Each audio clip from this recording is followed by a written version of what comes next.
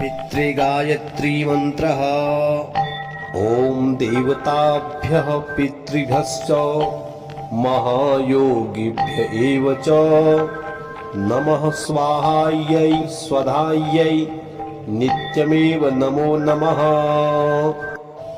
ॐ नमो वः पितरो रसाय नमो वः पितरः सोसाय नमो वः पितरो जीवाय नमो वः पितरः स्वधायै नमो वः पितरः पितरो नमो वो गृहान्न पितरो दत्तः सत्तो वः पितृभ्यः स्वधायिभ्यः स्वधा नमः।